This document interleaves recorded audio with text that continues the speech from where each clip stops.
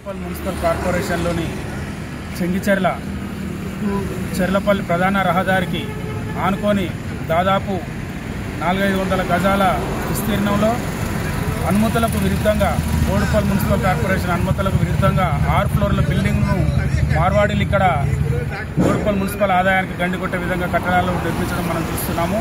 ఏదైతే బోడుప్పల్ ఫెడరేషన్ ఇలా బోడుప్పల్లో 28 వార్డులలో స్థానిక సమస్యలను దృష్టిలో పెట్టుకొని పాదయాత్రగా మేము తిరుగుతున్న సందర్భంలో మాకు కాలనీవాసులు అందరూ కూడా వచ్చి ఇలా చట్టవిరుద్ధంగా నిర్మాణాలు చేపడుతున్నారని చెప్పేసి మాకు ఫిర్యాదు చేయడం జరిగింది.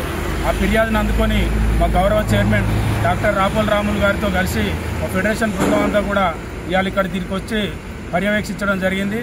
దీనిపైన స్థానిక బోడుప్పల్ మున్సిపల్ కార్పొరేషన్ కమిషన్ గారు తక్షణమే చర్యలు తీసుకొని ఎడల మేము ఈ యొక్క ఉద్యమాన్ని మరింత ఉధృతం చేసి కలెక్టర్ గారికి కూడా ఫిర్యాదు చేస్తామని చెప్పేసి ఈ సందర్భంగా హెచ్చరిస్తూ సెలవు తీసుకుంటాం. చెంగిచెర్ల ప్రతి చోట విచ్చలవిడిగా అక్రమ కట్టడాలు నడుస్తూ ఉన్నాయి.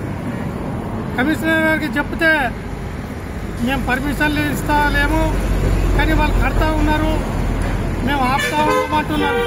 కానీ వాళ్ళు రాత్రి కడతా ఉన్నారు. టీపీఓ వచ్చి వాళ్ళకు అభయాసం ఇస్తూ ఉన్నారు, వాళ్ళ జేబులు వీళ్ళు నింపుతూ ఉన్నారు. ఇది ఎంత మాత్రం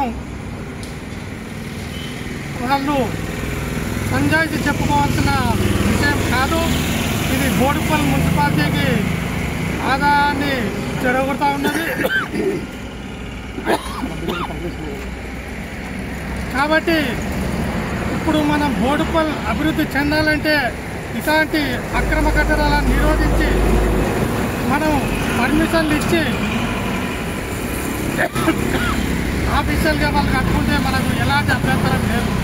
కాబట్టి ఇక ముందైనా కమిషనర్ మేల్కొని ఈ బిల్డింగ్ను కూలగొట్టకపోతే వాళ్ళను ఆఫీసు ముట్టడిస్తామని, అలాగే కలెక్టర్ కూడా మేము కంప్లైంట్ ఇచ్చి ఇది కూలగొట్టే విధంగా చూస్తామని బోడుప్పల్ ఫెడరేషన్ తరఫున నేను మాట ఇస్తా ఉన్నాను.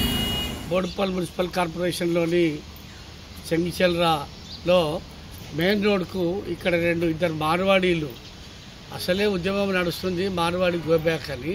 అట్లాంటి వాళ్ళు ఇక్కడ 2 బిల్డింగ్లు బహుళ అంతస్తుల నిర్మాణాలు చేపడతా ఉన్నారు. ఇది మున్సిపాలిటీకి రూల్స్కు విరుద్ధం. మున్సిపాలిటీ పద్ధతి ప్రకారము గ్రౌండ్ +2 అంతవరకే వీళ్ళకి పర్మిషన్ ఉంటుంది. ఈ పర్మిషన్ ఎవరు ఇచ్చింది వీళ్ళకు? ఇక్కడ సెల్లార్ కూడా వేసారు. కింద చూసినట్టయితే సెల్లార్ కాకుండా మిగతా 6 ఫ్లోర్లు వస్తున్నాయి పైన. మీరు లెక్క పెట్టుకుంటే 6 ఫ్లోర్లు, ఇంకా పిల్లర్లు తీసిండ్రు.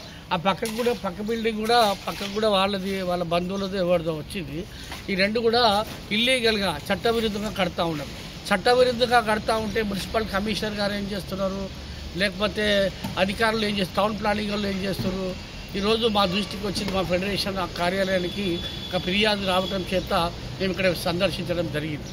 అయితే నేను ఈ సందర్భంగా అడిగేది ఏంటి అంటే, మున్సిపల్ కమిషనర్ గారు మీరు సీరియస్గా పట్టించుకోండి. దీనివల్ల మున్సిపాలిటీకి తీవ్రమైన ఆదాయం వనరులు దెబ్బతింటున్నాయి. మీకు అర్థమైతలేదు.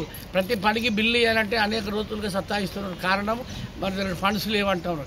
ఇట్లా ఫండ్స్ అంతా కూడా కొల్లగొట్టబడతా ఉంటే స్థానిక నాయకులు కొందరు, మిగతా కొంత మాజీ లీడర్లు, మాజీ కార్పొరేటర్లు అనుకోండి, మేయర్ అనుకోండి, ఎవరైనా సరే వాళ్ళు వచ్చి వీళ్ళ దగ్గర డబ్బులు తీసుకొని వీళ్ళ దగ్గర లంచాల కాశపడి వాళ్ళని కట్టనిస్తూ ఉన్నారు. లేకపోతే ఎందుకంటే అంత ధైర్యం ఎక్కడిది? మార్వాడి గుజరాత్కి వెళ్ళో రాజస్థాన్కి వెళ్ళో వచ్చి ఇక్కడ మెయిన్ రోడ్కు ఎలాంటి పర్మిషన్ లేకుండా, ఆయనకు మహా అంటే పర్మిషను గ్రౌండ్ +2 ఇస్తారు. అది మున్సిపాలిటీకి అంతవరకే అధికారం ఉంటుంది. కానీ ఈరోజు 6 ఫ్లోర్లు, ఇది సెల్లార్ కాకుండా 6 ఫ్లోర్లు, సెల్లార్కి పర్మిషన్ లేదు, 6 ఫ్లోర్లకు అసలే పర్మిషన్ లేదు. గ్రౌండ్ +2 అంటే ఇంకా 3 ఫ్లోర్లు అదనంగా వేస్తున్నాడు. అదేవిధంగా సెల్లార్ కూడా చదువుతూ ఉండి ఎవరిచ్చిన ధైర్యం ఇది? మార్వాడి ఆయనకు, రాజస్థాన్ ఆయన, గుజరాత్ ఆయన వచ్చి ఈడ కడుతున్నాడు అంటే మరి ఇక్కడ స్థానికులుగా ఉన్నటువంటి అధికారులు ఏం చేస్తూ ఉన్నారు? ప్రజాప్రతినిధులు అంటే లేరు. ప్రజాప్రతినిధులు అడగడానికి మనం వీలు లేదు. సరే, వాళ్ళు డిమాండ్ చేసిరా, వాళ్ళు ఒత్తిడి తీసుకొస్తారా, లేకపోతే వాళ్ళ జేబులు నింపుకొని కమిషన్ మీద ఒత్తిడి తీసుకుంటా, టౌన్ ప్లానింగ్ మీద ఒత్తిడి తీసుకుంటా, అది అన్అఫీషియల్, అది అసంబద్ధం కూడా.